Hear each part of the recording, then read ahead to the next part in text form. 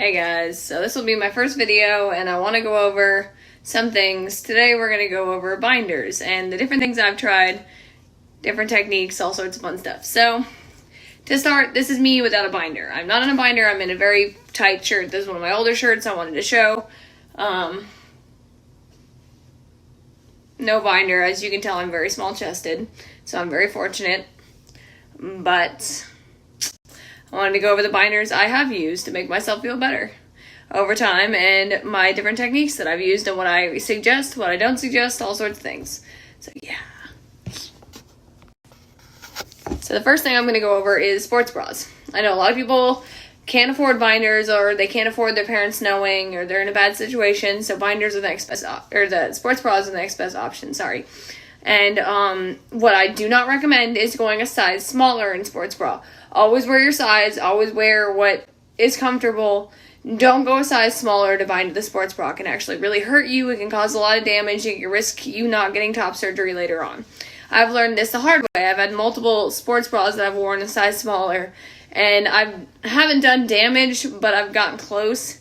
I've definitely really hurt myself doing it. It's not a good idea. I would never recommend it, and I don't think anyone should ever try it.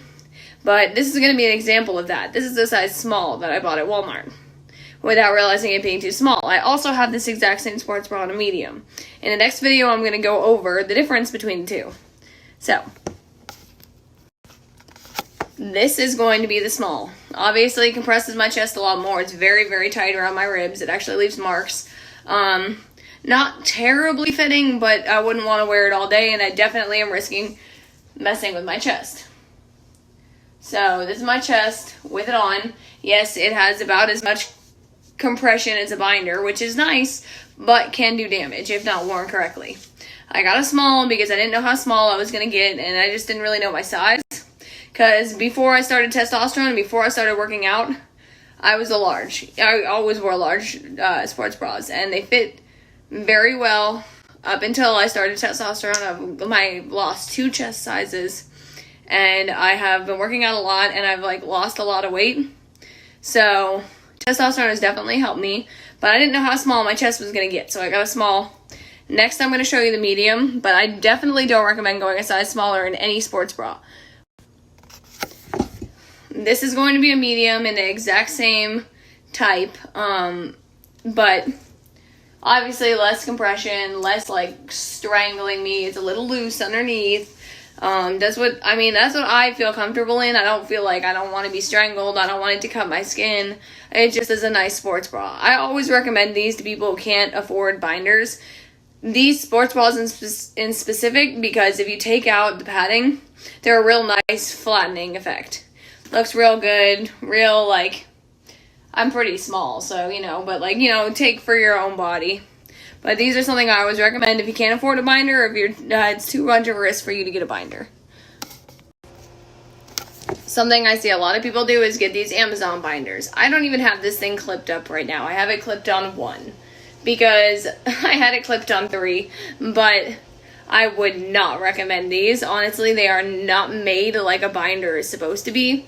They don't do much more than a sports bra in reality, unless you get a super small size. This is an extra small. I can't even get this thing on. They clip up and down the sides, right, with little hooks so you can adjust the size. I can't even bend that way to get this thing on. My fingers hurt, my shoulder hurts, my whole arm hurts just trying to get this thing on. I just spent 30 minutes trying to get this dang thing on. I got 3 little hooks clipped and I tried to get it off. I couldn't even get it off. So if there was an emergency, you wouldn't be able to get your binder off either.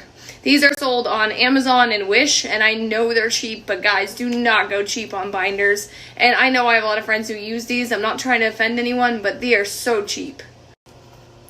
Okay, I'm back. This one is my favorite binder of all times.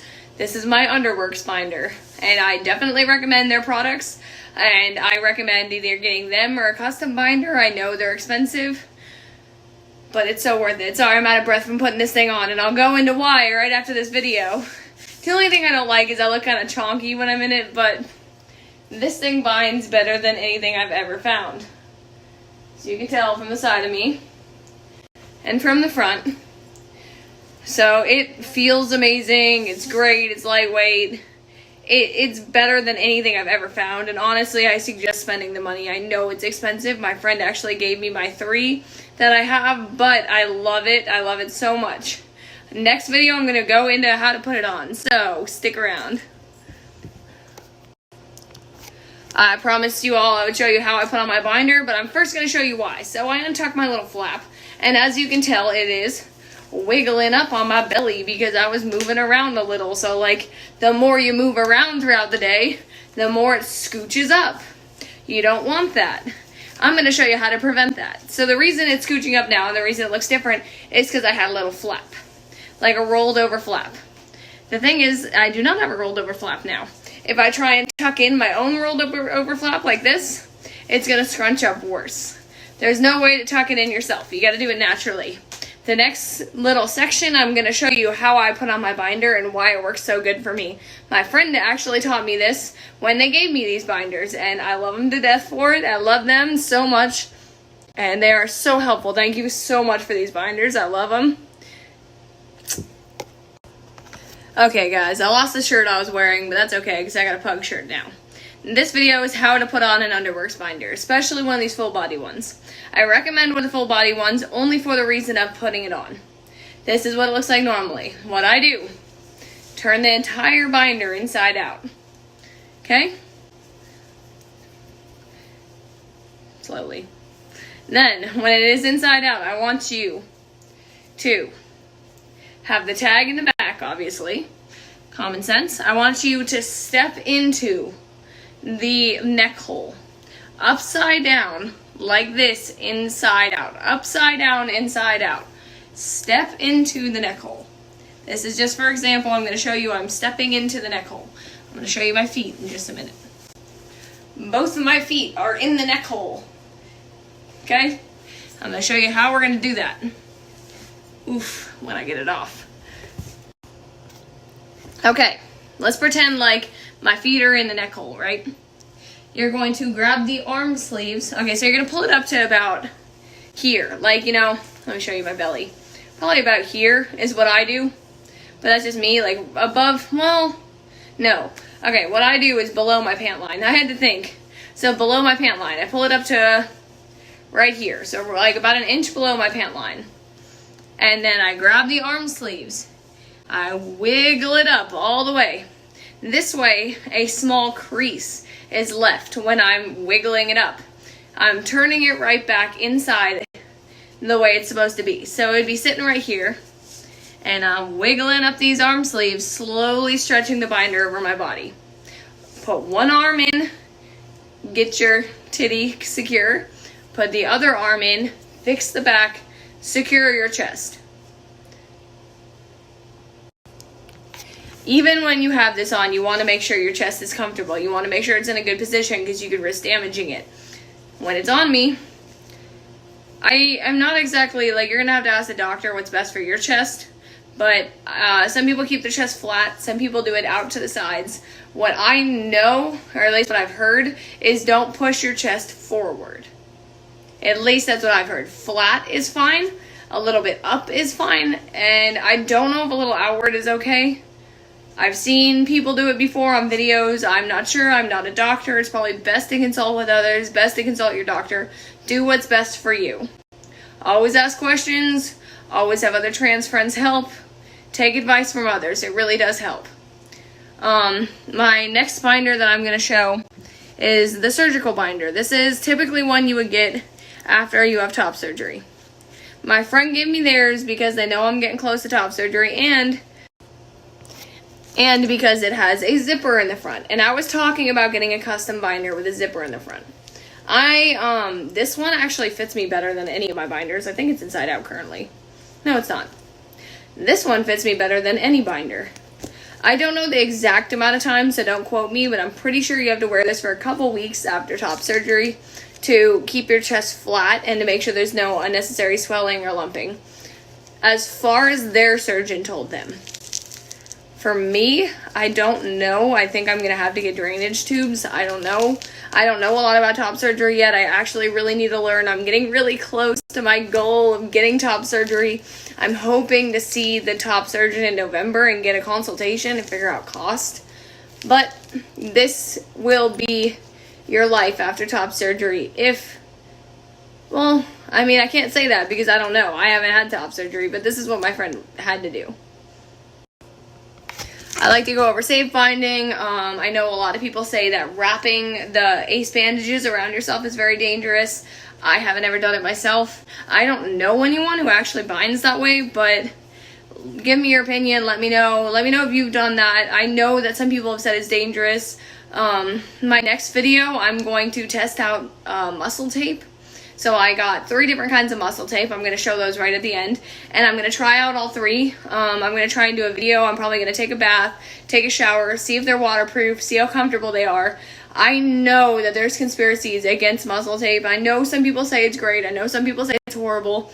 I myself have looked up a lot of reviews. I've talked to a lot of people who use it, and I've talked to a lot of people who have had top surgery after using it, and they say it's not dangerous. I'm going with the facts that I've learned. If you still believe it's dangerous and it's not best for you, that's fine. But I'm going with what I've learned, and I have heard that it is not dangerous. I have multiple friends who use it. A lot of people recommend trans tape over muscle tape.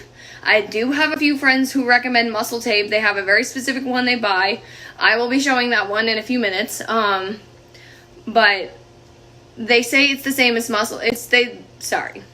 They say it's the same as trans tape, but cheaper.